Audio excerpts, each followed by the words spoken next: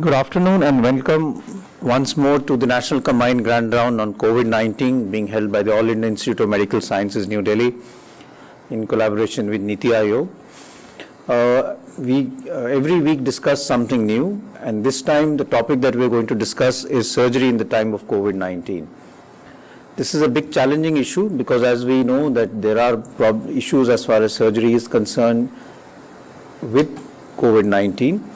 The COVID surgery collaborative data, which was published in the Lancet quite some time back in March or April, actually showed a high mortality in patients who have went in for surgery, elective or emergency, and in the pre-operative period or subsequent 1 month had COVID-19 infection. The mortality, as a matter of fact, with those who had pulmonary complication was even more than 30%, which was an unacceptably high. So there are challenges because one cannot defer all surgeries, even certain routine surgeries at some point in time have to be taken up. And then we have urgent surgeries. So we are going to discuss today the issues of urgent and semi-urgent surgery in a COVID-19 positive patient. How do we manage these issues from the anesthetics point of view or from the surgeon's point of view? Also, it's important that when we take up such patients, how do we provide protection to healthcare workers, and how do we actually provide a safe environment so that there is good care and protection for everyone around? There are also challenges in the pre, peri and post-operative care which are very unique to these patients who have COVID-19 infection and are going in for surgery. So to discuss all of this and give their comments, we have an expert panel. On my right is Dr. Rajeshwari. She is Professor and Head of Anesthesia, Pain Medicine and Critical Care. On my left is Dr. Anurag Shrivastava. He is a Professor and Head of Surgery at the All India Institute of Medical Sciences, New Delhi. And next to him is Dr. S.V.S. Deo, Professor and Head of Surgical Oncology at the All India Institute of Medical Sciences, New Delhi. And next to him is Professor Sushma Bhatnagar, who is Professor and Head of Oncoanesthesia and Palliative Care, Palliative Medicine at the All India Institute of Medical Sciences. They will be here to answer any of your questions. If you have any questions, please send them to us through WhatsApp. The number is at the bottom. It's 9999692364. I'll repeat that, 9999692364. And this esteemed panel will try and answer your questions. But before we go to the question and answer session, we have two case presentations. One which will be by Dr. Anita Dhar, who is Professor of Surgery, and she will be presenting an emergency surgery in COVID-19. And the second would be by Dr. Chitresh, who is an Assistant Professor in Surgical Oncology on semi-urgent surgery in COVID-19. And after that, we will have a discussion on the guidelines, both from the anesthesia and surgery point of view. To start, I request Professor Anita Dhar to present her case on emergency surgery in COVID-19. Thank you, sir. I'd like to share with you a young lady, details of young lady who attended our surgery emergency. She was just 25 years old. She had come from outside Delhi with the chief complaints of pain in abdomen and distension for a duration of 4 days. Obstipation 3 days. She had vomited dark brown colored fluid for 3 days, and she also said that she had bleeding per vaginum for 3 days.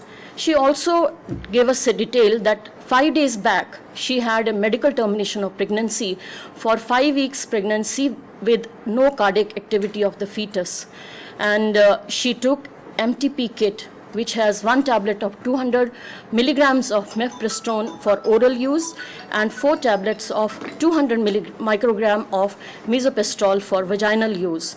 There was no history of instrumentation or any curettage done in this case. She was well oriented in time, place and person, thin built, and she had a blood pressure of 90/70 and heart rate of 112 per minute. Respiratory rate was 12 per minute. She was afebrile, and at room temperature, room air, she was maintaining at 96 oxygen saturation.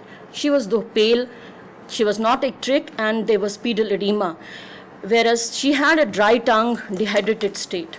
Periabdominal examination showed a distended abdomen, but it was soft. There was mild epigastric tenderness, no guarding. There was no organomegaly, and bowel sounds were a little sluggish. Rectal examination was not of any, there were no finding on rectal examination. Per vaginal examination, no fresh blood was found, no discharge, and cervical os was closed since she was after MTP. The cardiac examination was normal. On respiratory examination, she had bilateral air entry normal, but we found some basal crepitations. Provisional diagnosis was made an intestinal obstruction with hypovolemic shock. Resuscitation was immediately started on arrival in casualty, and she was instructed not to take anything by oral. And IV fluids, broad spectrum antibiotic empirically started, antiemetics were given. Sample was immediately sent for a COVID-19 test. This is a protocol followed in our institute. On arrival in casualty, we send this test for each patient. And the blood samples were also sent for lab testing. Monitoring was started for input and output charting. Nasogastric tube was placed, which immediately aspirated 1 liter of dark hemorrhagic gastric content. Nasogastric lavage was given, and it was clear after a few minutes. The lab reports were the total count was raised, this was 21,000, and we also had a raised blood urea of 63. The rest of the investigations were normal. Inside the casualty, X-ray chest and abdomen were done. X-ray chest was not of too much significance. And abdomen, there was no air under diaphragm, no bowel air fluid levels were found, but the Ryle's tube was little far away, showing evidence of stomach was dilated. Ultrasound the facility is available in our emergency casualty itself, and all the healthcare providers, they in PPE, they provide this facility. The ultrasound was done, and gross distension of the stomach was found. First and second part of duodenum was found distended. The uterus was found of normal size, and there were no retained products of consumption in this. So we made a diagnosis of gastric outlet obstruction with hypovolemic shock, which was already being treated. By now, we had a report of COVID, and she was declared a COVID-19 RT-PCR report positive. Patient was immediately shifted under safe precautions to our AIMS Trauma Center, which is a dedicated COVID-19 center, and was managed conservatively there. Renal functions had improved by now. Patient was stable and was passing stool normally with no vomiting. But on day 4, she noticed little extra pain in the epigastrium, and we found that the epigastrium was more tender now, and we asked for a CT abdomen and chest. On the CT chest, we found that there was peripheral interstitial thickening where air trapped inside it. They was consistent with COVID sign. And the abdomen showed by now free air under the peritoneum, and there was evidence of now viscous perforation. There was no other significant bowel finding, and D2 of the duodenum was found to be distended with fluid, and there was no evidence of malnutrition. The decision was taken by now for an exploratory laparotomy, and there were few guidelines followed about the COVID-19, preparation of the operation theater, mobilization of the team for transfer of this patient to the operation theater, and the anesthesia team was also involved for all guidelines to be followed. And since we are not allowed to take cameras, mobiles inside the OT, this is a sketch diagram of the findings. There was on laparotomy mild ascites, 2/3 of the stomach appeared pale and it was gangrenous. Lesser sac shows bile and purulent collection. Gastric perforation was noticed in the posterior part of stomach, posterior wall, 1 by 1 centimeter. D1 and D2, though distended, appeared normal, and there was no other organic problem. And we did a subtotal gastrectomy. Feeding gynostomy was added to it, and the esophageal end was drained with a tube drainage placed. Day 2, she was doing well and stable, though she was not extubated, and the chest remained more or less within normal limits. By 3rd day, there was some bile noticed in the drain, and the patient was taken up for relook laparotomy. The intraoperative findings were that there was a duodenal blow-up. This was a duodenal blowout, and the suture line was shown the little black colored, and that means there was little progressive gangrene at this end. There was excision of the suture line was done and restapling was done, peritoneal lavage given, and there was additional procedure of decompressing the tube didnoscopy was performed at this time.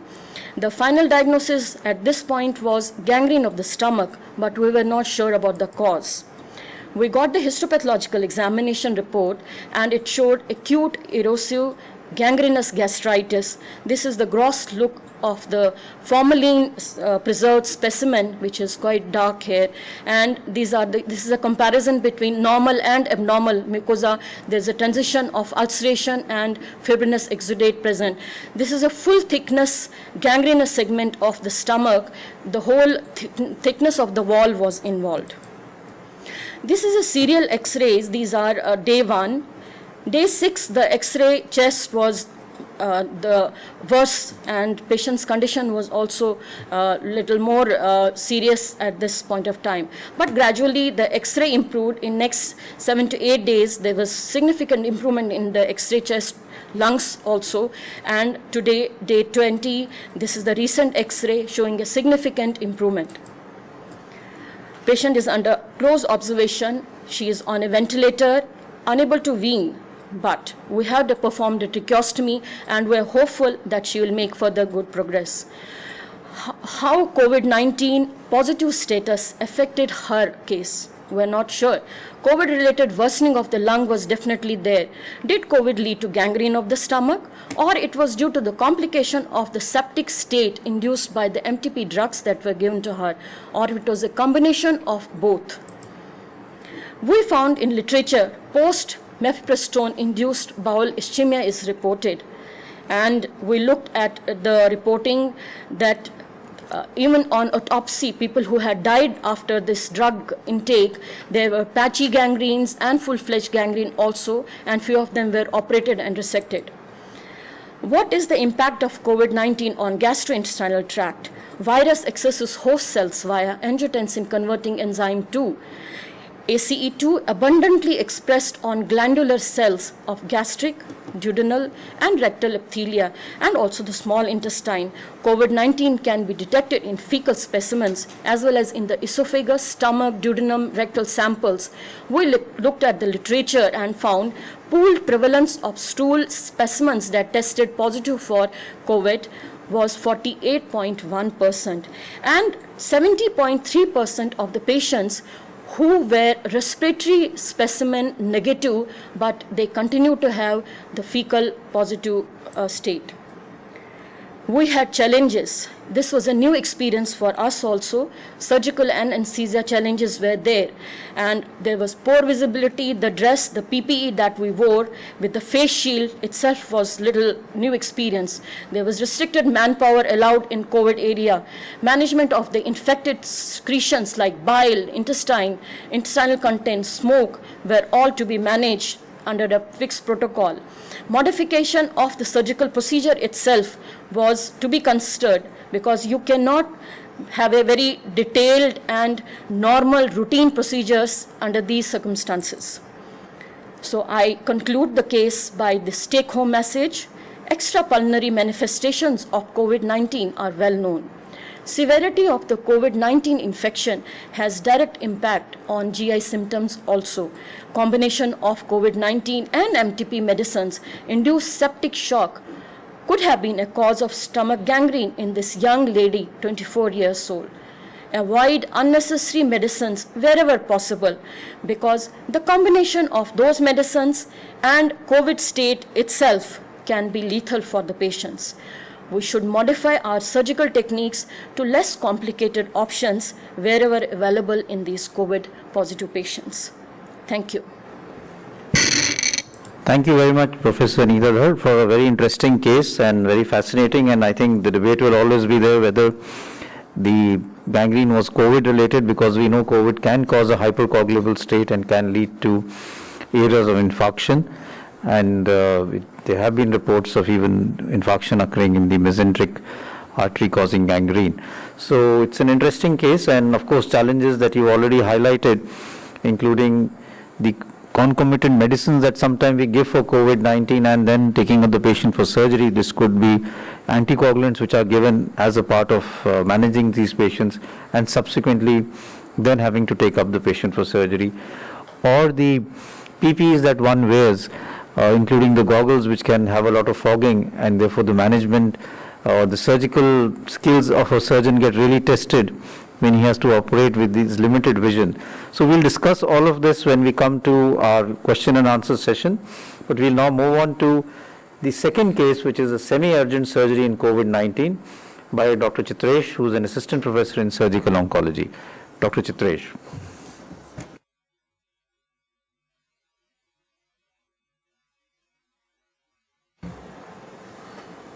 Good afternoon, sir. So, I am briefly presenting 3 case scenarios of semi-urgent surgeries which were done during this COVID pandemic. So, not only in India, but across the globe, COVID pandemic has affected badly the surgical services, and anesthesia and surgery involve aerosol generating procedures, and they are categorized as high-risk interventions. The delay in surgical treatment can affect the prognosis and survival, especially for cancer patients.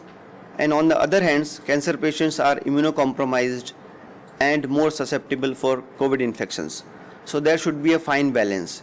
And the solution is only triaging and categorizing your patient according to the need. And we should not forget to follow the strict surgical safety guidelines during this COVID pandemic. So coming to our first case, 35 years gentleman who was known case of carcinoma rectum, biopsy proven, presented to emergency department with history of recurrent pain abdomen and constipation. During evaluation, he was found to have fever, breathlessness, and in view of suspicion for COVID, he was advised COVID antigen testing and he was found positive. At the time of presentation, his CT scan was showing a circumferential growth in the rectum, partially obscuring the lumen. So he was diagnosed as a case of carcinoma rectum stage 3 with partial obstruction and COVID positive. He was shifted to the COVID designated center NCI Jhajjar, and he was managed conservatively with the help of nothing given by per mouth. He was put on NG tube, catheterization and IV fluid. So on day 5, he was developed increased frequency and intensity of pain abdomen. He has distension of abdomen, NG tube content were increased. And the X-ray abdomen erect posture on the day 5 shows multiple air fluid levels and confirming that the patient has landed up in a acute abdomen on chronic obstruction. So it was a surgical emergency, and we have planned an exploratory laparotomy for this COVID positive patient, and the surgery was performed in a COVID designated OT with full surgical safety precautions and full PP cover. The obstruction was relieved and the patient was shifted back to the NCI COVID facility, and the patient developed on the day 1 breathing difficulty, and X-ray shows a patchy and diffuse infiltrates in the lung. The respiratory rate was more than 30, and patient was intubated on the day 1 in the night at 1 a.m. and patient was put on the ventilatory support. In next 5 days, patient has developed a multi-organ failure, and we could not save this patient, and he was expired on post-operative day 5 due to multiple organ failure. So key point regarding to this case is the non-surgical options should always be tried in semi-urgent cases where the patient is COVID positive, and sometimes these semi-emergency can land up or become an emergency situation. So we should be aware and we should be ready for our resources and facility, including the surgical teams. And before shifting the patient to the operation theatre, we should check all our machinery and equipment beforehand. So we should do a mock drill. So for this patient, it took almost 6 hours to arrange the things because it was a first case in the COVID positive at NCI.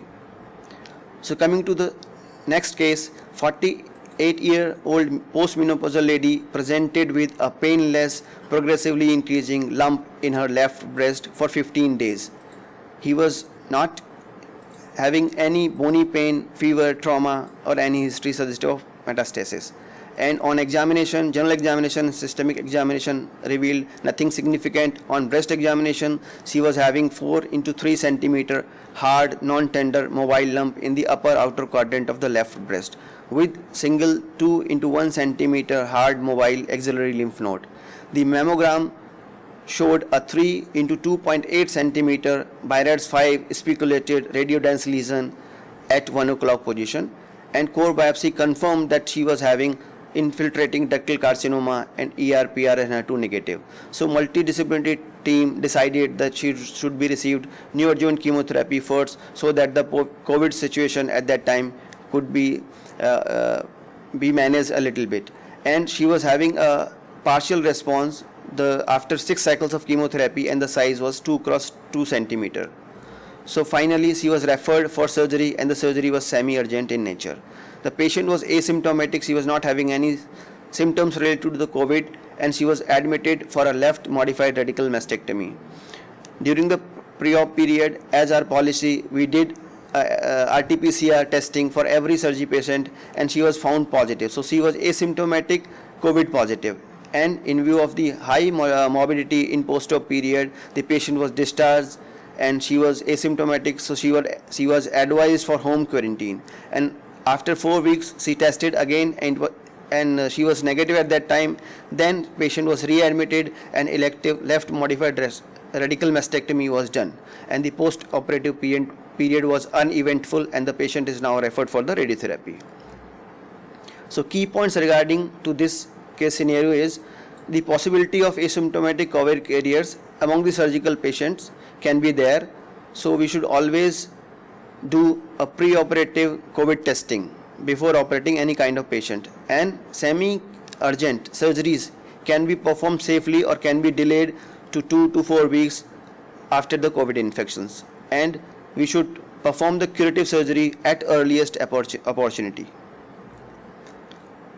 So case 3 is a gentleman, is a 60-year-old female presented with swelling in front of neck for 10 years and recurrent vomiting for past 2 weeks. On examination, vitals were stable except tachycardia. She was having 102 pulse per minute. The right thyroid nodule has 8 into 8 centimeter form, moving with deglutition and without any cervical lymphadenopathy.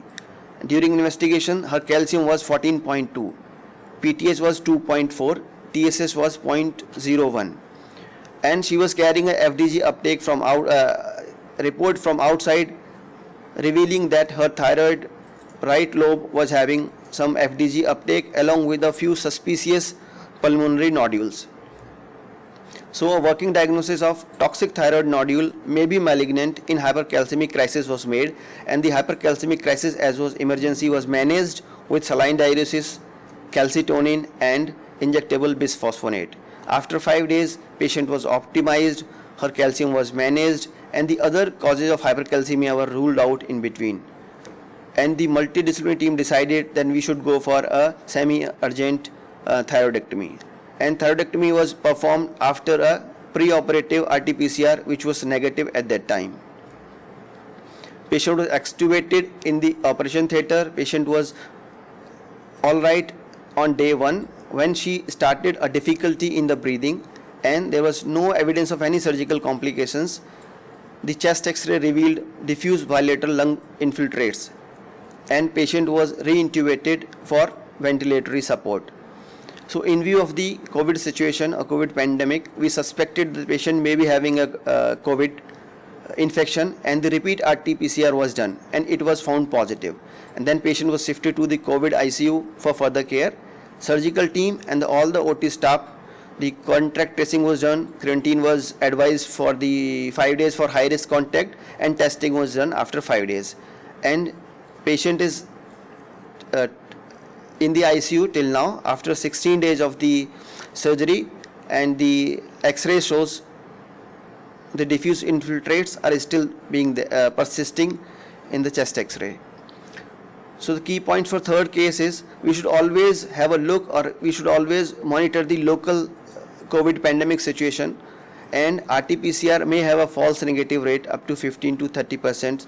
So take all precautions when you are doing surgery, even if RT-PCR is negative, and there is always a high chance of post-operative pulmonary complications when you are operating a pulmonary COVID positive patients.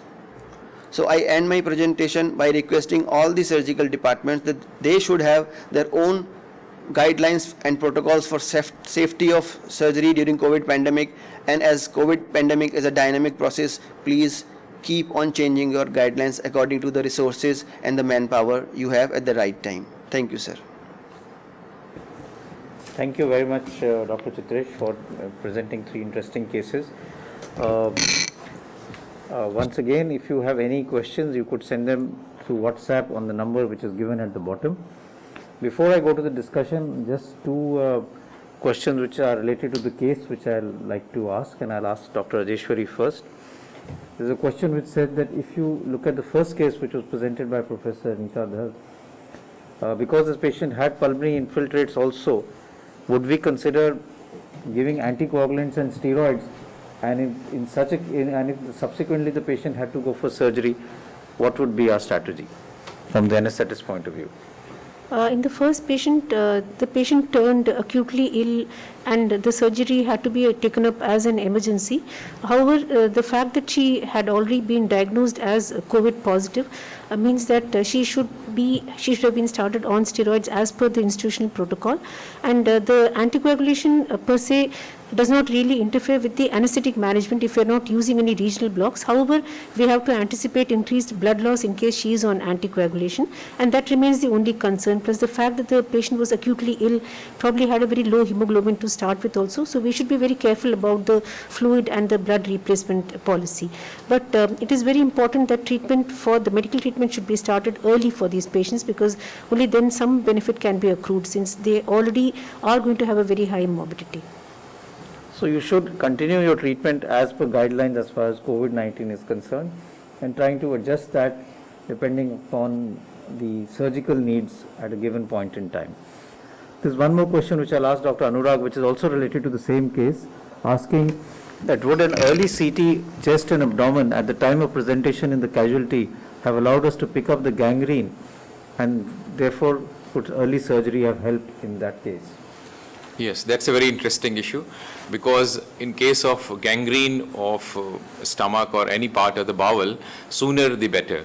If we explore early, we can reduce the morbidity and even mortality, because very soon after necrosis of the bowel, the bacteria from inside the lumen of the gut transmigrate and they cause septic peritonitis, which is a potentially lethal condition. So yes, you're very right. Early CT scan might have picked up the features of gangrene, and in which case early surgery could have been undertaken. So retrospectively, possibly you're right, but at that given point in time, this was not one of the initial considerations. And her kidney function would deranged, so the CT would have been a non-contrast CT, which would not have really been of much use. So we will have further discussion not only on the cases but on surgery in the time of COVID-19. And we go on to now the 2 talks. The first talk is basically by Dr. Devleena, who is Professor of Anesthesia, and she'll be talking on guidelines for anesthesia during COVID-19. Dr. Devleena. Thank you, sir. Good afternoon, everyone. The guidelines for anesthesia during this COVID pandemic is rapidly evolving. I shall be touching upon the major recommendations and practices that are being followed in today's time. So the major anesthetic goals remains of the safe patient transfer to and from OT, protection of the transferring personnels, protection of the anesthesia and other equipments, and rational and safe use of anesthesia.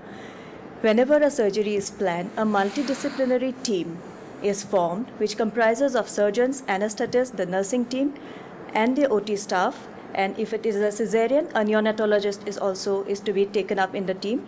It has to be a team with minimum members and maximum expertise, and all members should know their well-defined roles. Before entering the OT, the procedure has to be planned amongst the members, and there has to be a clear communication. Some people prefer using sign languages, and these sign languages has to be decided beforehand, because verbal communication with the PPE is very difficult. Social distancing may not be theoretically possible, but if it is possible, do maintain in the OT. As in a regular case, we have to do a pre-anesthetic checkup of all the COVID patients posted for OT. We need to check their medical records, history taking, and relevant investigations. Consent has to be both for regional anesthesia as well as general anesthesia. Now, in COVID patients, we need to specifically counsel them for the high post-operative morbidity and mortality. And along with it, we also have to tell them then what to expect in the OT, because other than the patient, everybody else will be in PPE. They might not recognize us. The record maintenance has to be preferably electronic, otherwise manual. And remember that the preoperative holding area is not recommended. So the patient directly comes from the ward or ICU to the OT. So while transferring, the shortest pre-designated route with signages has to be used. The route has to be evacuated, and the transport staff has to wear a PPE appropriate for transporting. If the patients are intubated, a high quality viral filter has to be attached to the endotracheal tube and the ventilating circuit. In the non-intubated patient, a surgical mask or a N95 mask is sufficient. The OT ideally should be a negative pressure OT, but if this facility is not available in some places, the a HEPA filter can be attached to the outlet of the venting out gases. The equipment and drugs should be prepared in plastic bags, and it should be a very case-specific equipments, and remove all the extra equipments in a separate room which is near to the OT, but it is outside the COVID area. Now fluids has to be worn, and always do not forget to have a runner who is a healthcare professional who can obtain unanticipated supplies from the holding area if it is needed inside the OT. During induction, only the anesthesia team has to be inside the OT. The surgical team can enter later depending on the air changes in the OT. Ideally, it is recommended for 15 to 30 minutes or 9 to 12 air changes. However, maybe in fetal distress, in cesarean section, we cannot wait for so long. How to protect the anesthesia equipments? This has to be done with plastic covers over the anesthesia machine, ultrasound and infusions. There has to be a viral filter at the expiratory gas inlets and the sampling line of the anesthesia machine. With this, a carbon dioxide absorbent is usually not needed because it is protected. The machine is now filtered by the high efficiency filters, and soda lime itself is alkaline and very virucidal. These are the options for putting the mechanical and electrostatic filters in the places, in various places. The age of the patient has to be kept in mind while putting the filters. And this is the airway equipment cart which has to be ready for both for GA and for regional anesthesia.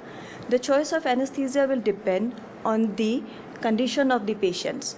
A patient who has a low GCS and poor general condition and a SpO2 is less than 93%, it is preferable that we stabilize these patients with an endotracheal tube at the very beginning, because any rushing intraoperatively might expose everyone to aerosols. And if the patient's SpO2 is more than 93%, has a good GCS, and if the surgery is feasible with regional anesthesia, then we should go ahead for regional anesthesia as the sole technique. Now, anesthesia induction, we have to prepare all the drugs beforehand and have to pre-fill the syringes. It is recommended that we pre-oxygenate for 3 to 5 minutes in a rapid sequence induction with neuromuscular blockade, either with suxamethonium or rocuronium. Oropharyngeal suction has to be ready, and the bypass ventilation is recommended in the VE technique and not the CE technique, which means 2 persons and 2 hands. The mask has to be held by 2 hands. It minimizes the amount of leak, and another anesthetist has to do the back ventilation.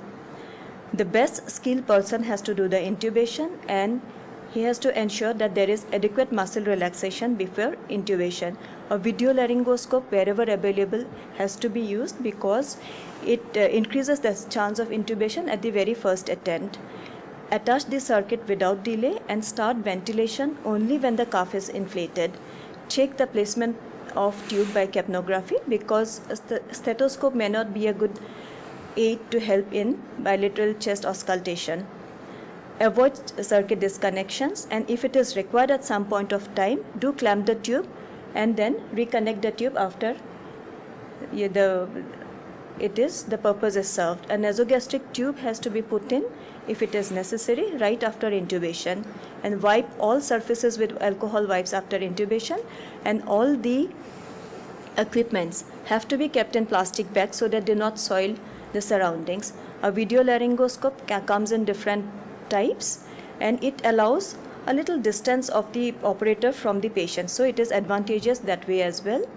A lot of barrier devices are coming, a plastic shield or an aerosol box, but however, remember, it is not yet recommended by the FDA because it might expose the operators to more aerosols when it is removed, and if the patient coughs, everything is trapped inside, and when it is removed, the operators get exposed to it. It also delays intubation.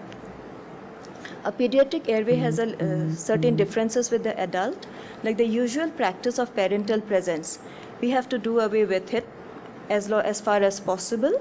A pre-medication is highly recommended because it prevents the child from crying. For the same reason, nasal pre-medication is undesirable because it may stimulate coughing and sneezing. An IV induction is preferred, but it does not mean that inhalation anesthetics or inhalation induction is contraindicated.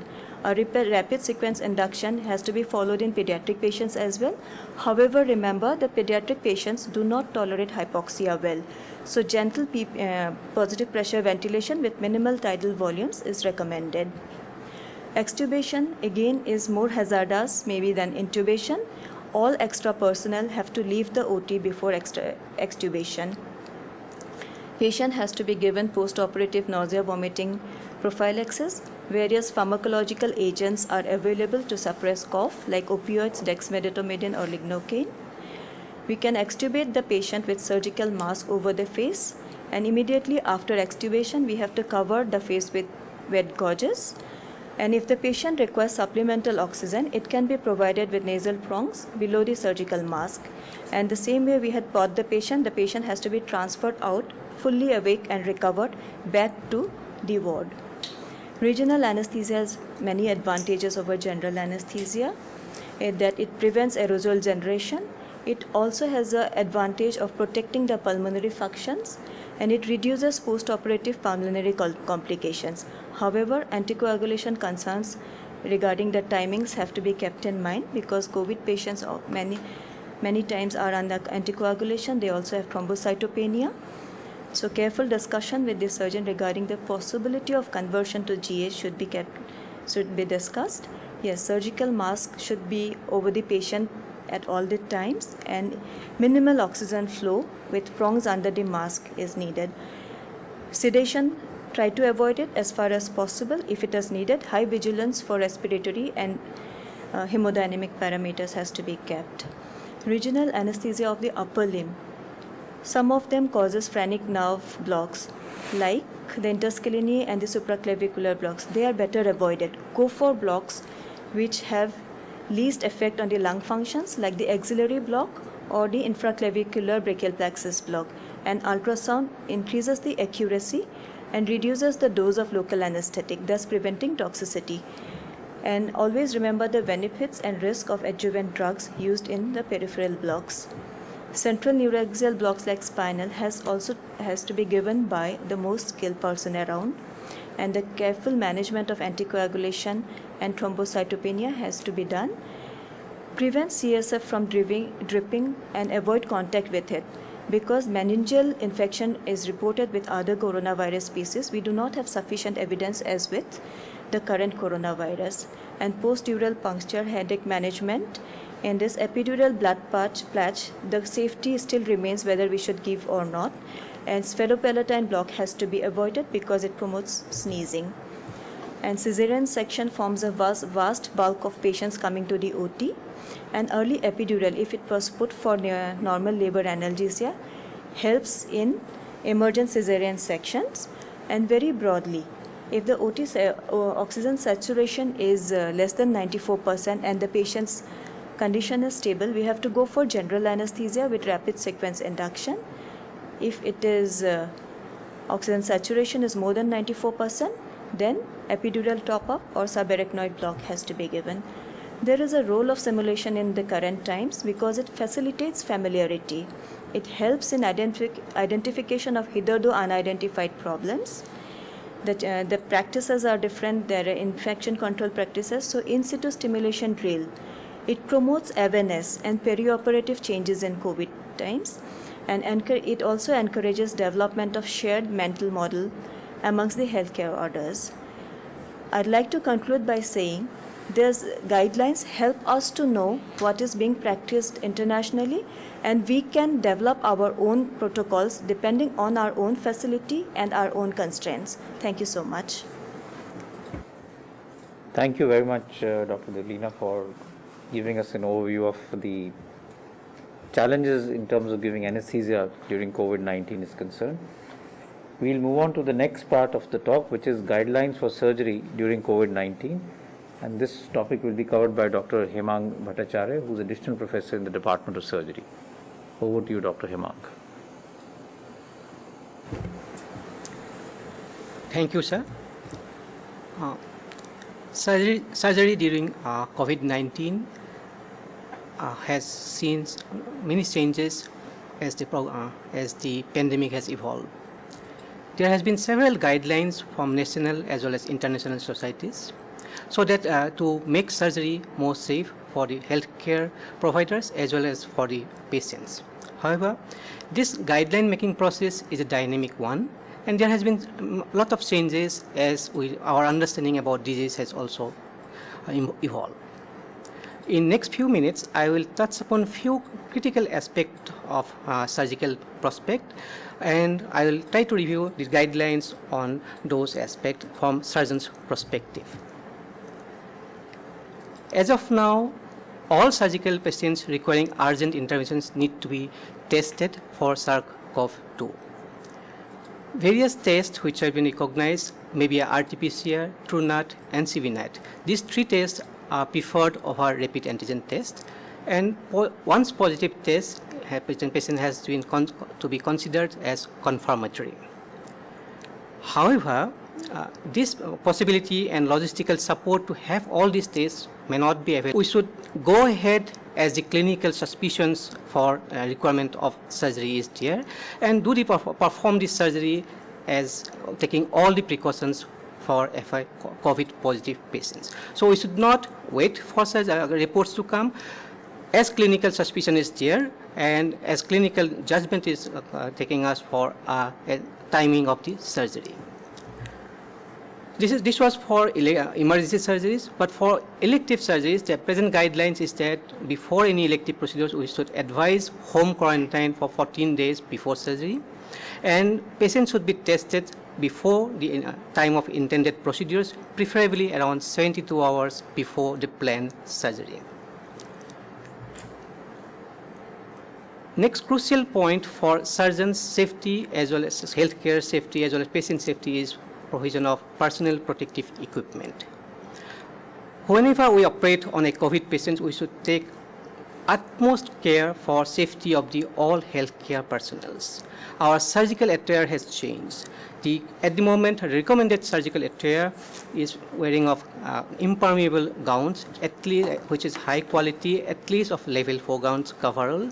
Then mask, N95 mask, eyewear to protect from aerosols, and that eyewear should cover the eyes from all aspects, face shield to protect splashes, and wear gloves and footwear. The footwear should not have any holes on side or on top.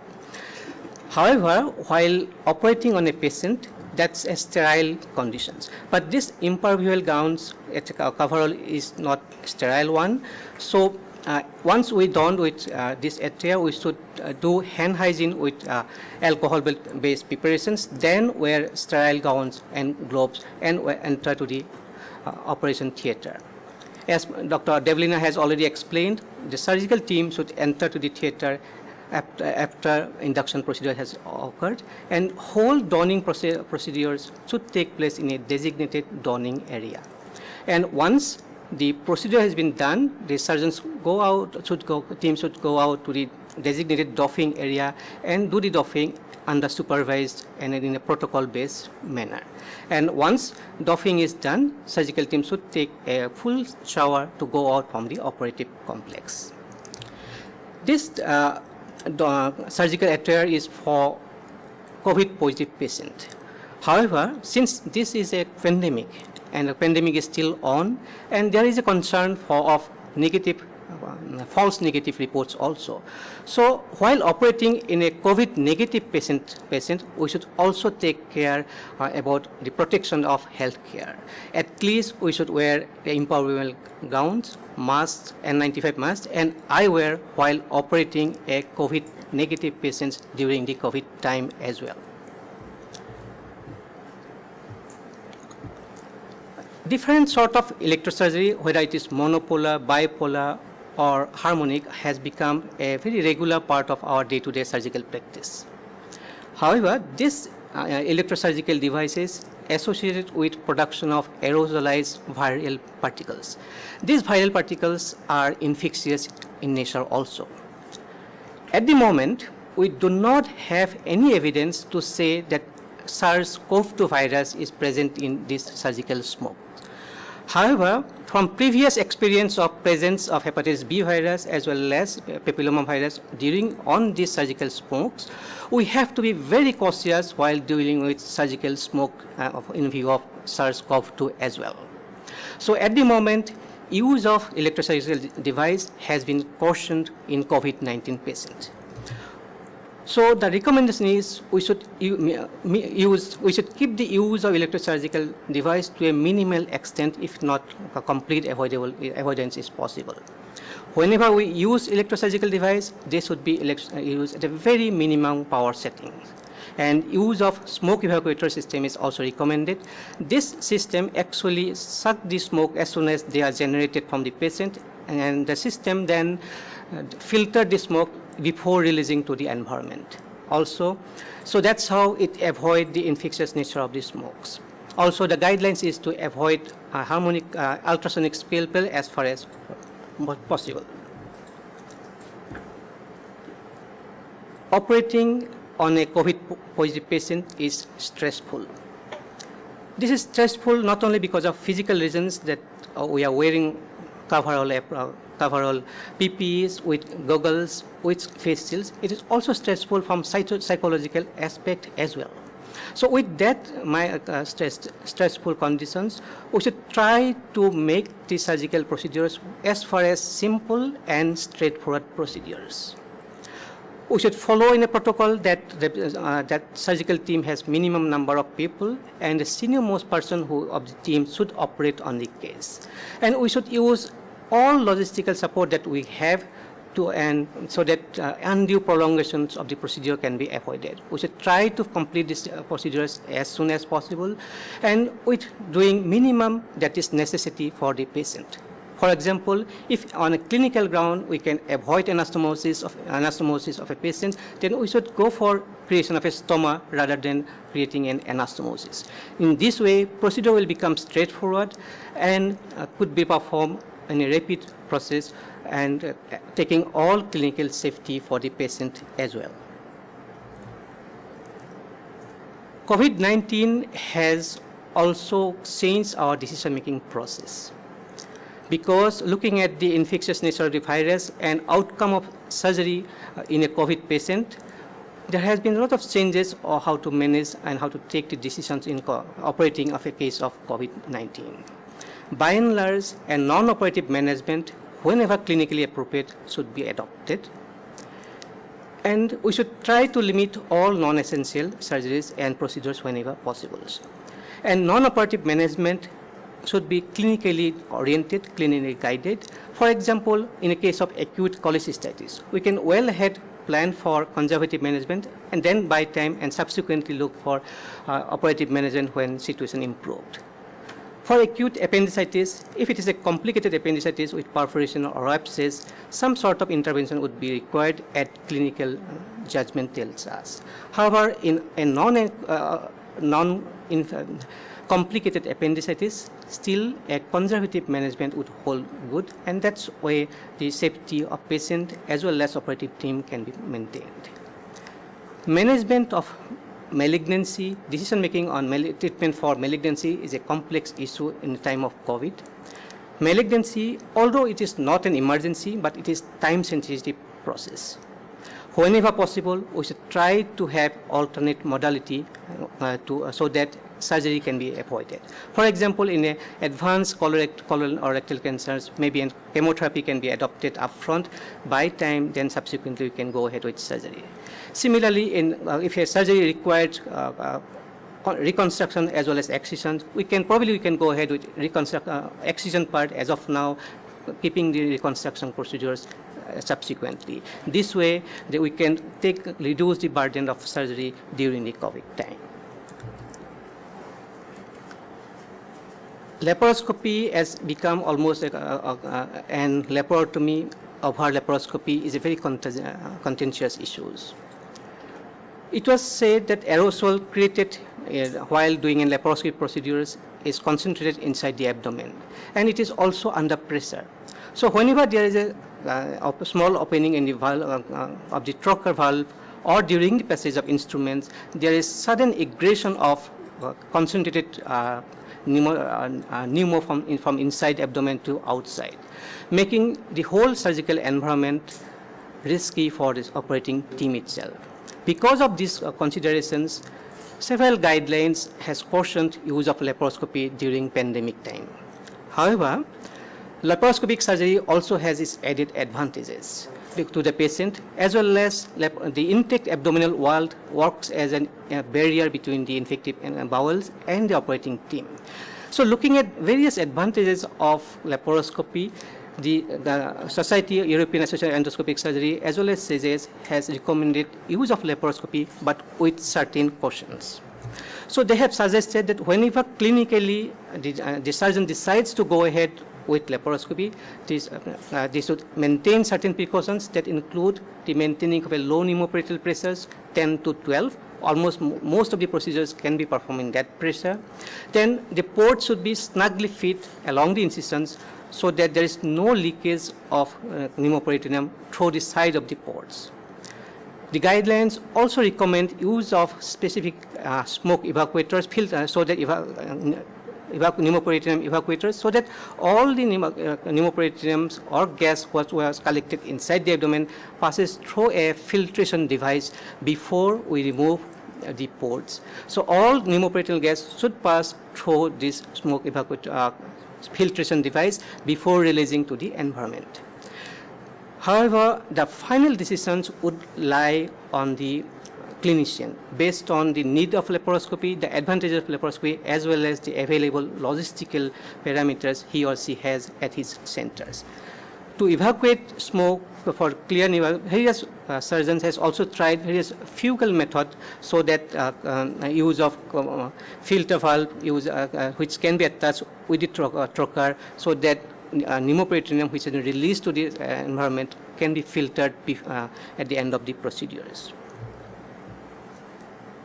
Another very important aspect of today's time is how to start elective surgical practice again. This is a very difficult issue. We had to look at various parameters, like at what phase we are in the pandemic. There has been various guidelines from different societies. American College of Surgeons suggests that we should have COVID at least more than 14 days of decrease in COVID rate. Similarly, the Royal College guidelines suggest that after that we should start elective procedures after sustained reduction of the peak. However, it is not only the time, there are a lot of other issues like facility of testing at that hospital, at that facility, availability of PPEs, whether we can provide PPE to all the healthcare providers, as well as availability of other departments like Department of Anesthesia, Critical Cares, or nurse, and also other ability for sanitization all. So to start restart regular elective surgery depends upon various factors which has to be taken care of in a holistic manner and a local environment base to decide the time for restarting elective surgeries. With this, I would say that guidelines are there. They help us to maintain safety for the patient as well as the healthcare providers. But we have to take all these guidelines according to available logistical support at local level as well. Thank you, sir. Thank you very much, Dr. Hemang, for comprehensively covering the guidelines for surgery during COVID-19. Before we go on to the questions which have come through WhatsApp, I'd like to ask one question from Dr. Deo, who's Professor and Head of Surgical Oncology, as to the challenge as far as oncosurgery is concerned during COVID-19 and how they are trying to sort of prioritize patients and decide on the operation, especially as far as cancer patients are concerned. Yes, sir, that's a very critical sort of a surgical area we are grappling with during this pandemic, because cancer patients in general, most of the surgeries are considered semi-urgent, and prolonging or delaying surgery will definitely affect the prognosis and survival. So in the first 2 months of the pandemic, we have come out with certain guidelines. The most important issue is triaging the patients, because cancer is a wide spectrum. It's a heterogeneous spectrum. At the one end, we have a very low-grade, non-lethal tumors, and the other end, we have a very aggressive tumors. So triaging is very important. You have to prioritize which patients you need to operate, and try to utilize non-surgical options whenever available, because most of the cancer treatments involve multimodality management, either a chemotherapy or a radiotherapy. If something is available, you try to utilize that and buy some time and wait for the surgery. So here our first priority is onco-emergencies. We never refuse that. The second priority is the patients who are likely to get adverse effects if you delay the surgery, where there are no other non-surgical options. And the third group, mostly we try to postpone the surgery. So this is the approach we have been following, and the availability of resources is extremely important. We try to balance that along with the patient selection for cancer surgeries. Thank you very much. One question I have for Dr. Sushma Bhatnagar, and this is regarding the challenges as far as palliative care is concerned in this era of COVID-19. So patients who have currently requiring palliative care, who have malignancies, how are we really managing this because of the restraints that we have and the fear that exists with COVID-19? Yes, sir. Again, this is a very challenging situation. The patient who needs support in advanced stage of the malignancy or any chronic debilitating condition, they need support and they need medical help. But it is always, it's a difficult task that it is not necessary that always patient will have to come to the hospital. Most of the time, telemedicine or video consultation, I think, really helps. And as far as the empowering the family members also is helping our patients, that the way the family members can really make a lot of difference if we train them and we teach them that this is the way you have to manage. But whenever there is an emergency, for example, in a huge ascites or gross pulmonary pleural effusion and patient is breathless, we call them and we do the intervention. But otherwise, most of the time, telemedicine, teleconsultation and video conferencing are helping, including to the extent that when patient is dying, we are consulting patients on through the telephonic this thing, and they are managing it well, sir.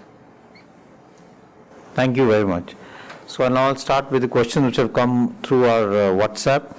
And one of the questions which has come very frequently is what I'm going to ask Dr. Anurag. And this is, what solutions do you have to prevent fogging while using PPE? A lot of surgeons are having this problem. And what are the tips that you can give to a surgeon to avoid fogging of the protective eye gear? Thank you, sir. So I myself faced this problem when I started going to the operation theatre, and I learnt by trial and error that one type of mask where they have a ventilator on both sides, it looks like a scuba diver's mask. That is very helpful because there is a rubber nasal bridge and that stops all the vapors from the exhaled air going to the goggles or glasses. So there is no fogging, and it's very comfortable even if you wear this type of mask for a prolonged period of time. So if this mask is not available, anything else, Dr. Deo, would you be able to suggest some solution? Yes, sir, I agree with Dr. Anurag. There are two options. One is maintaining the temperature of the operation theatre is very important, because the surgeon is generating heat within the PPE, and the outside, if you keep it extremely cold, there is a precipitation on the mask. So you need to regulate your temperature of the operation theatre with the negative pressure as well as temperatures. That can change sometimes. We have tried this in our initial experience. And the other option is that Dr. Anurag has said powered respirators. So powered respirators, they ventilate the interior of the PPE. So there we can prevent a lot of fogging.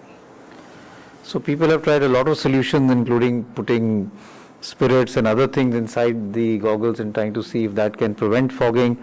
There have been some people who have, been innovative and tried to even put a little bit of an exhaust fan so that air can go out and prevent fogging. It is a challenge which a lot of surgeons are facing, and sometimes they find their own solution. Some of them even put a strip on the tip of the nose so that helps, so that the air doesn't go up towards the eyes and the goggles.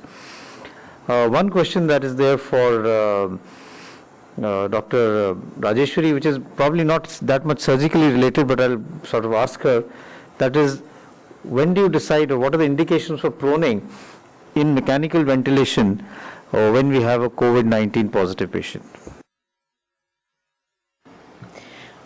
We normally prone patients when the PF ratio drops to less than say 150, even in spite of giving the patient an adequate FiO2 and PEEP. So if a patient is hemodynamically stable and has tolerated a PEEP of say 12 to 14 centimeters of water and with an FiO2 of 0.6 or above, and is still maintaining a PF ratio which is 150 or below, then that is a good candidate for proning, provided he or she does not have any abdominal surgery, or is not a post-surgical patient, or has other contraindications in the form of spinal injury or other things. So these patients normally do very well, as we have already seen with awake proning. Even the anesthetized or the intubated proning is also quite advantageous for these patients. So we have a very low threshold, actually speaking. So we normally don't wait for the patient to deteriorate further once the patient is on high PEEP and high FiO2. Thank you very much. So I think we have to have a low threshold as far as proning is concerned, and in COVID-19 we've also started the whole concept of conscious proning, which we were not doing in the past, that even individuals who are having hypoxemia, requiring a high flow rate of oxygen, we should encourage them to be prone, and that really helps. There are guidelines available as to how much time one should spend in the left lateral, right lateral, and in the prone position, so as to be able to get away without having to intubate and requiring mechanical ventilation. But mechanical ventilation, the guidelines are very clear. It has a significant mortality benefit. There are a large number of now studies which have shown that proning in patients with ARDS is definitely useful, and therefore it should be encouraged, especially if the PF ratio tends to fall. We have now one question, which is basically, I'll ask that to Dr. Anurag, that would you advise preoperative RT-PCR for all outpatient surgical procedures under LA? What is the strategy that you are doing? Because this is something that one of the doctors wants to know. Yeah, at the moment we are following this policy, universal testing for all patients, regardless of the fact that whether they have fever or other symptoms of COVID or not, because there are a large number of asymptomatic, we can say carriers perhaps, and we do not want to contaminate or infect the entire team operating or working inside the operation theatre, even if it's minor surgery. Therefore, in order to reduce the contamination of the air and cross-infection to the operating team, anesthetists, nurses, we are performing testing in all patients. It can be just CBNAT, not necessarily RT-PCR, but some testing and screening the patients for symptoms like fever and a sore throat and other symptoms. So I think this is a policy that we have at our institute. There is no clear-cut guidelines for outpatient procedures. If you look at the ICMR guidelines, it's basically for patients who are admitted rather than for outpatient procedures. But because of the large number of cases that we are seeing in our area and the fact that we know that many of them may be asymptomatic, therefore, both from the protection or from the safety of the patient and from the healthcare workers' point of view, it is something that is a policy that we're doing. It depends on the resources that you have, but it would be a safer option if one was to test all patients coming in for the procedure or intervention before that, so at least 48 to 72 hours before the procedure, before any testing is done. I have one question for Dr. Rajeshwari, which is advantage of VE technique as compared to the CE technique. As you would have probably seen in that slide, basically the VE technique involves keeping all the fingers under the patient's mandible and using both the hands to effect a very good mask seal, whereas if you use the so-called CV, which is the normal technique which most anesthetists know, we just hold the mask with a single hand and the C is formed by the forefinger and the thumb. So this can actually promote leak from the opposite side of the mask. So in order to prevent that, you need to use both hands with primarily all the fingers under the mandible so that this V is formed between the thumb and the forefinger. That's the only difference. Thank you very much. One question that I'm going to ask Dr. Sushma Bhatnagar, and this is basically, are there any guidelines for post-operative recovery care in COVID positive patients who have regional anesthesia? So is there any difference as far as regional anesthesia is concerned in care? So all the patients, those who are pre-op COVID positive and has undergone regional anesthesia, I think they should be isolated and they should be managed in an isolation room in the same manner as we are managing, but definitely there are chances that they may have some pulmonary complications, so we have to monitor them very, very closely. Otherwise, the monitoring and the management will be the same. Only thing, we have to treat them as a COVID positive patient in an isolated room, and we have to be very, very cautious and monitor well thoroughly for post-operative any pulmonary infiltrates, or otherwise in regional anesthesia post-op we are not going to do X-ray chest, but these patients should be advised X-ray chest regularly, regular interval, maybe every day or alternate day, so that there any chances of pulmonary complication or any other complication we can pick up early and we can manage them early.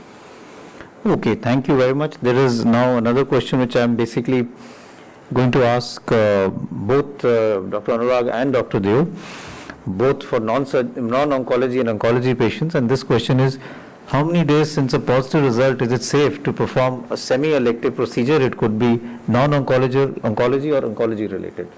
So the doctor wants to know that after how many days can he now take up this patient for surgery? Yes, sir. We have experience of dealing with these patients. Normally, 2 weeks after the infection, mostly the clinicians clear these patients and discharge them. But we keep a safe margin of 4 weeks for elective surgery if it is not an emergency. And it also depends on the extent of lung damage. If some patient has severe lung damage, we need to assess the pulmonary function critically before you go back for elective surgeries. But any window around 3 to 4 weeks is quite safe. So we are operating these patients, but we are retesting these patients for the safety point of view. So the data actually was for 4 weeks, and it suggested that the mortality was higher if surgery was done if less than 4 weeks. But you have to keep in mind what we call post-COVID sequelae, because many of these patients will continue to have some degree of residual effects of COVID infection, and some have extensive lung fibrosis which takes almost 3 months to heal. And therefore, if the lung function is poor or the patient's general condition is not good, it may be better to defer surgery for a longer period till his general condition is good enough to withstand the surgery. And like we've already said, that there is a higher chance of mortality if you operate in the immediate 1 month, as per the data of the study that I had quoted, the COVID surgery collaborative study. Dr. Anurag, do you want to add anything? Yeah, I think you have, explained most of the points very clearly. So we should also realize that sometimes we have to intervene surgically if the clinical condition so dictates. And we should also appreciate the fact that not all positive reports of, say, RT-PCR or even other forms of testing necessarily indicate viable infective viral particles. It may be dead virus. So patient may continue to shed dead virus in the aerosol, in the exhaled air, and that does not necessarily mean that we have to defer surgery till he becomes negative. So Okay, thank you very much. That is an important point, that once you have become positive and you're asymptomatic, usually by the 10th day, you are not infectious, and if your RT-PCR is still positive after that, it's more likely to be non-viable. The virus is non-viable, and therefore chances of infectivity are very, very low. So it's important to keep that in mind. So this is an interesting question which I'll ask Dr. Deo. It says, can you be medico-legally liable if you defer oncology surgery? That is very challenging question. We are facing this dilemma in everyday practice when our patients come and stand in front of us. We try to explain them. There are no clear-cut, there are ethical issues, there are moral issues currently. But since it's a pandemic situation, we try to explain them and give the best possible help to the patients. Medical legally it is, but we do try to document everything. The documentation is very important because we really don't know what is going to happen tomorrow or after some time. The patient wants to take you to the court. We had an instance of one patient in the peak of the pandemic. She was oral cancer patient. She went to Human Rights Association and we were asked to take up the patient. We were taking care of the patient already, but documentation is very important. That's what I always tell my resident, that you should document whatever decision you are taking with clear-cut reasons why the surgery is being delayed and give explanation to the patient. So I think, as we mentioned in the beginning, you have to always look at the risk benefit, and if you have a surgery which can be delayed in a patient who is COVID positive, then it's better to delay it. And if you have a peak or large number of cases during the peak of the pandemic, and as was mentioned by Dr. Hemang, that you need to see that your cases are coming down. Some people say that at least for 14 days you must show a downward trend, or you must have significant decrease in the number of cases before you should even consider surgery. Therefore, that is something that has to be kept in mind and has to be documented properly. There's one question for Dr. Rajeshwari. Do you get a CT chest done before accepting patients for anesthesia, especially if the ones who are had COVID lung involvement in the past? No, it's not really required if the patient has recovered functionally. If there is some severe functional impairment and the patient is for surgery which can further impair the function, for example, thoracic surgery or upper abdominal surgery, it may give us a baseline of how things are. But as a routine, it is not indicated to have a CT done just for the sake of surgery. But if there is functional impairment, definitely it will give us an idea as to what we are facing and what we should do post-operatively. Thank you. So this is another question which is actually hypothetical. The pandemic is unlikely to end soon. So when should we start routine surgeries like hernia and cholecystectomy? Doctor, do you want to really say that? I think it has to be a risk-benefit analysis. We've been mentioning that, and Dr. Hemang also covered that. Sir, it will depend on the policy of the hospital where we are working, and what is the workload for taking care of serious COVID positive patients who have several complications, comorbidities such as ventilatory insufficiency requiring ventilatory care or ICU care, critical care. And if our workforce is dedicated, say 50-60% of workforce is dedicated to the COVID care, then obviously we are left with very small number of working hands and beds and OT for non-COVID care. So it will depend on hospital to hospital and depend on the workload of COVID cases in your society, in your hospital. So obviously one is of course the manpower and the human resources that you have, but like we've already said, you have to take a risk-benefit analysis. Currently, if you have a large number of cases in your area, then doing elective surgery may increase the risk of mortality in your patients, because if in the post-operative period they get an infection with COVID, especially if there's lung involvement, it can be associated with a higher mortality. Therefore, it's better to defer procedures till, like we said, you have a consistent 14-day decline in the number of cases and you feel that you're past the peak, and therefore chances of the person getting infective in the post-operative period are significantly low. So I think it's important to keep that in mind. One question which I can ask Dr. Anurag again, and maybe Dr. Rajeshwari also, is the rapid antigen test good enough for surgical or anesthesia fitness? If we can trust the laboratory performing the test, why not? I think it is probably not adequate, and I would rather rely on an RT-PCR or a CBNAT only, because it's very important to find that person, who has or who's an asymptomatic carrier. That is the purpose of screening, because the whole purpose is towards ensuring that unnecessary personnel don't get infected. So I would rather go by a CBNAT or an RT-PCR. Okay, I think it's important to understand that you're doing these tests in individuals who are asymptomatic.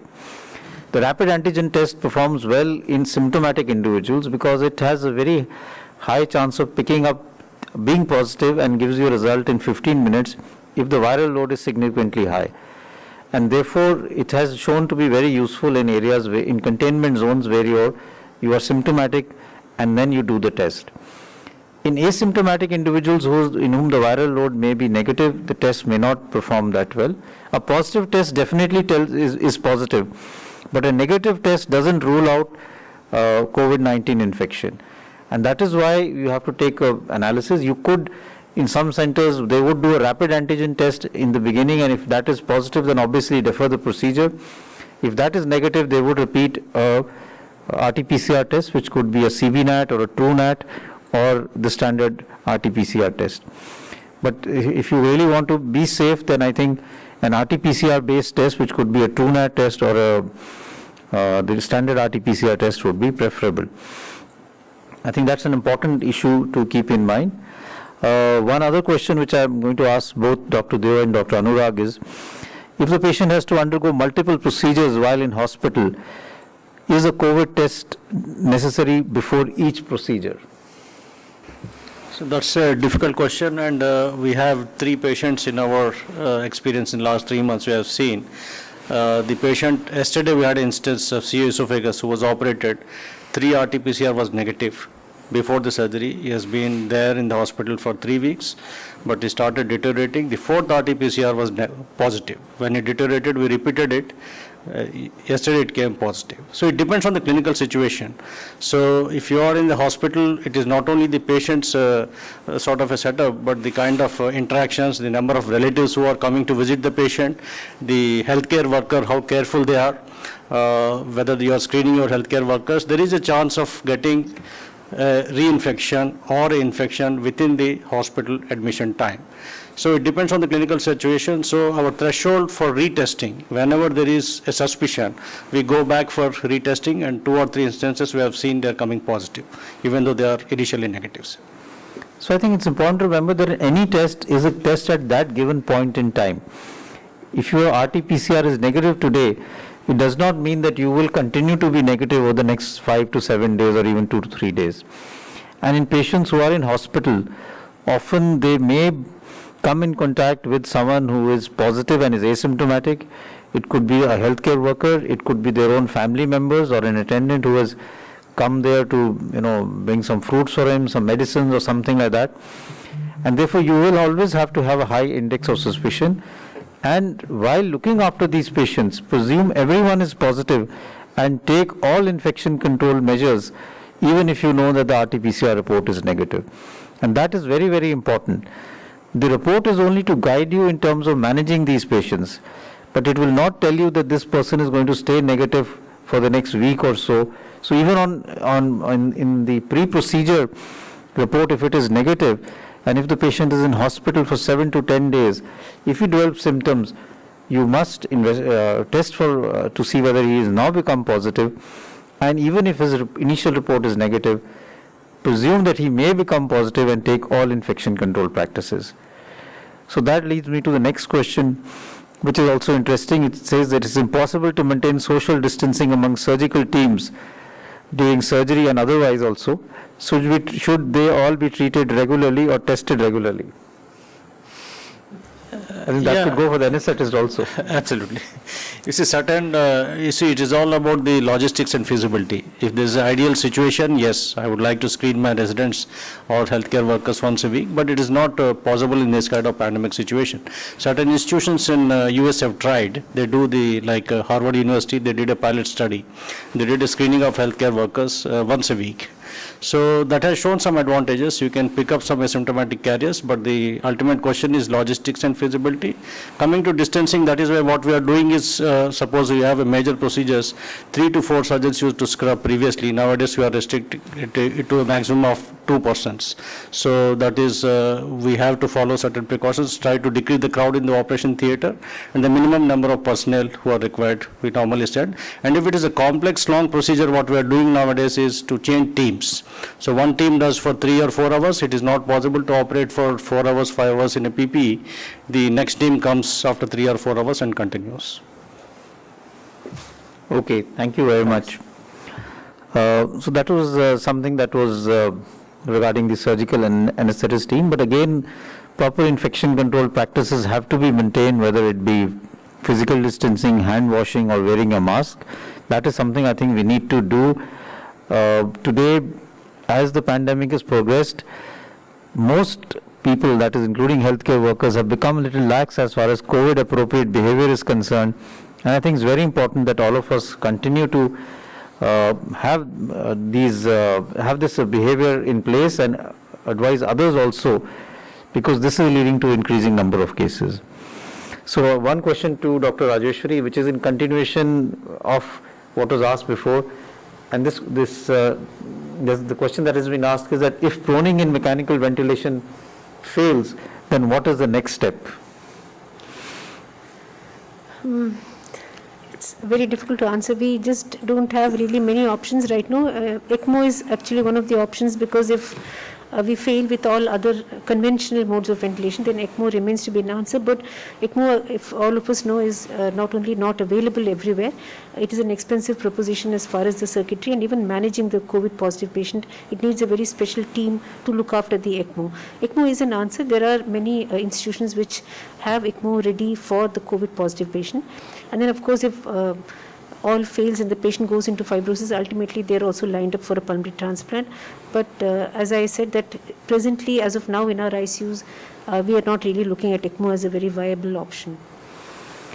Thank you very much. So if you have a single organ involvement and you have severe hypoxemia, not being corrected by even prone positioning, and the with your FiO2 being 100% and giving a high PEEP also, ECMO does remain an option, and there are centers which do use an ECMO as a bridge till the lung starts recovering, and there are patients who have actually come out of this crisis with ECMO for some time. It's an expensive proposition, as Dr. Rajeshwari mentioned, because the cost is quite prohibitive on a daily basis, but various centers are using ECMO as a sort of a treatment strategy if everything else does not work. So I think that is something that we need to keep in mind as far as treatment strategy is concerned.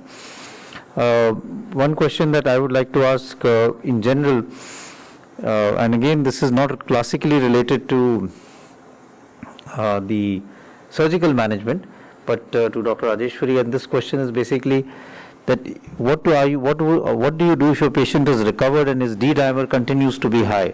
Would you advise, do we need to continue anticoagulants even subsequently? It depends on the post-operative condition of the patient, or in the post-ICU. Like if the patient is not ambulatory and has got other high-risk factors, definitely continuing anticoagulation is very appropriate. On the other hand, if the patient has become totally asymptomatic, is ambulatory, then I think one can go clinically, but there's really no harm in continuing anticoagulants, and that's what we normally do. We would rather continue it till the D-dimers come back to normal, because that is a prognostic factor for embolic episodes. So there are two situations. One is where the patient is in hospital. If the D-dimer is high, you would continue anticoagulants in the form of low molecular weight heparin. If the patient is being discharged and you still have a high D-dimer, you have to take a risk-benefit analysis. And if you find that the patient has other risk factors for thromboembolic state, he's obese, morbident, or cannot really move around, then a lot of centers will give 6 to 8 weeks of the oral anticoagulants, which could be also the NOACs in these patients. Some centers give dabigatran, others have given rivaroxaban. It depends on what you're comfortable with, but that can be given basically because of the fear that subsequently there may be a thromboembolic event. And there have been some reports of patients who have recovered while in hospital or at home and have had a have suddenly collapsed and died, and it's been felt that it could be a thromboembolic phenomena, a massive pulmonary embolism, but it could also be a cardiac event. There's really no data to show what the cause of death was, but because of that, people do tend to give oral anticoagulants to be on the safe side. Another question for Dr. Rajeshwari, role of inhaled nitric oxide and epoprostenol in critically ill mechanically ventilated patients with COVID-19. Inhaled nitric oxide is primarily used for pulmonary hypertension. So in COVID, we are really not looking at pulmonary hypertension. We are looking more at the alveolar membrane and fibrosis at that end. So in my, as far as I know, I don't think we have tried inhaled nitric oxide for any patient. And again, that involves change of circuitry again and again and maintaining a separate machine for that particular patient. And it may also interfere with the ventilatory management sometimes. It may involve disconnecting the circuit and endangering the personnel around. So epoprostenol, I don't really have any experience in its use. So Dr. Sushma Bhatnagar, do you want to add anything, or it's not really? I think ma'am is absolutely correct. I don't think that it is required. It is recommended and required. Okay. So now I think there are some other questions which are really not that related to the current topic for discussion. One is the role of favipiravir, ivermectin, and doxycycline. These drugs are used in mild cases, and there is no strong data to suggest that they are useful. But people have used a combination of ivermectin, doxycycline, hydroxychloroquine, and azithromycin, and favipiravir. The data for favipiravir is not that strong. There is some data as far as ivermectin is concerned, the study which was done from Bangladesh, and there is also some data from China and France for the use of hydroxychloroquine, although none of this is very strong evidence-based data. But we really don't have strong evidence for which drug works as far as mild cases are concerned. Many of them will respond and become all right on their own without any aggressive treatment with any antiviral. So we are now almost come to the last few minutes of our this grand round, and before I wind up, I'm going to ask all of the panelists to give their final take-home messages as far as surgery in the time of COVID-19 is concerned. And I'll start with Dr. Sushma Bhatnagar, Professor and Head of Oncoanesthesia and Palliative Medicine. What would be the take-home message that you would like to give to the audience as far as today's grand round is concerned? Sir, I would like to say that this is a challenging time. We are all facing a pandemic situation where we are seeing a lot of mortality, deaths all around the country. But always it will be an ethical dilemma to decide about the surgery, whether we should do it or whether we should not do it. But definitely take your own decision based on the situation, based on the available resources. Always take the multidisciplinary help that whether we should do it or not. See the whether patient is really risk-benefit analysis. Always we should do. I'm talking about the cancer surgeries, and always, if possible, elective surgeries. Right now in this condition we should postpone. But when you think that without doing surgery we will harm the patient more, definitely try to do it with the help of available resources. Always take care of your own healthcare workers, your residents, your nursing staff, because they are very, very precious, and make sure that they are protected completely. And definitely try to take care of the burnout, that your own healthcare staff should not have a burnout. We should definitely, as a team leader, we should take care of our healthcare staff, that they should not be exhausted, they should not be having burnout, and they should be completely safe, because they are our precious resources and they are going to take care of our patients for a long time. Thank you very much. Thank you very much, Dr. Deo, for your comments, take-home messages. Yes, sir. I think we are learning on the go. You see, we have only around 8 months into the pandemic, and we are still in the learning phase. So what I would urge is everybody to keep their eyes, ears open and learn every day and have a flexible policy. Nothing is the final word. What we are discussing today may not be true tomorrow. So what I would urge is to just be cautious, follow the guidelines. Guidelines are there to guide you, but you need to see your local circumstances, your resources, what is your human resources, what is your capabilities. You don't have to try to imitate somebody if somebody is doing somewhere else. So look at your own setup, your resources, your capabilities, go cautiously, follow the current guidelines, then keep changing as the time evolves over a period of time. So that is my take-home message for all the surgeons. Thank you very much. Thank you, sir. Dr. Anurag Srivastav, your take-home message to the audience. I suppose we should take universal precautions, sir. About 20 years ago, when HIV/AIDS came into the medical field, we did not know much about it. We were very much scared. But since we have been following universal precaution, the cross infection to the healthcare team has really minimized. So taking the same universal precaution, assuming everybody has COVID positive, assuming everybody has HIV, will help a long way in protecting ourselves as well as our patients. And we have to take a valued decision about performing the surgery. Emergency surgery should go on, of course, taking appropriate precautions and minimal surgical intervention, because surgical intervention and anesthetic procedures are known to increase the morbidity and some mortality in the COVID positive patients. Thank you, Professor Rajeshwari, for your comments. Thank you, sir. As has already been said, a lot of things. So, in this pandemic, we must be really very conceptually clear that the etiquette of COVID or the practice guidelines which have been, read or written over and over again should never be dropped, whether we are dealing with a suspected positive or a really positive patient. And the carefulness and the preparedness is all what counts. It prevents it from spreading here and there. And at the same time, the efficiency and rapidity with which we can diagnose, triage and treat patients should be always at the back of our minds, and unnecessary delays should be prevented. At the same time, we should not be encouraging unnecessary surgery as well. Thank you, sir. Thank you very much. So I think what has become clear is that today in this time, surgery is actually an essential part of modern medicine. If you look at modern medicine, surgery plays a huge role as far as current therapy is concerned. COVID-19 has actually thrown new challenges to the surgeons and the anesthetist in terms of managing these patients, in terms of prioritizing these patients, and in terms of seeing how best we can save lives for patients who require surgery. So because COVID itself increases the morbidity and mortality, as we saw in the first case, sometimes it can actually lead to a complication which requires surgery, and therefore these are challenging times for all physicians, but for surgeons it's actually something which has actually set up a new paradigm in terms of deciding when to operate, who to operate and how to operate.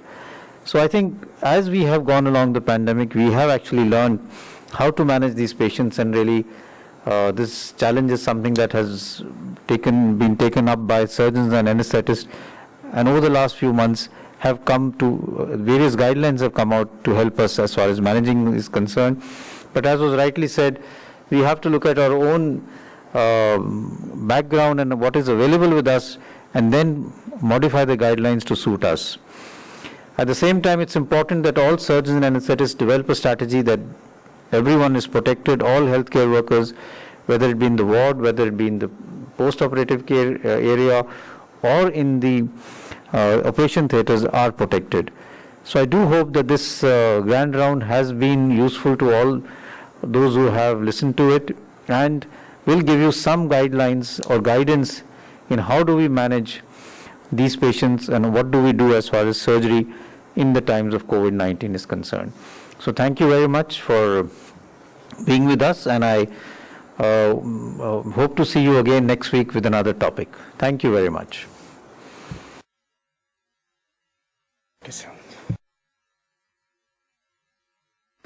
We are good number of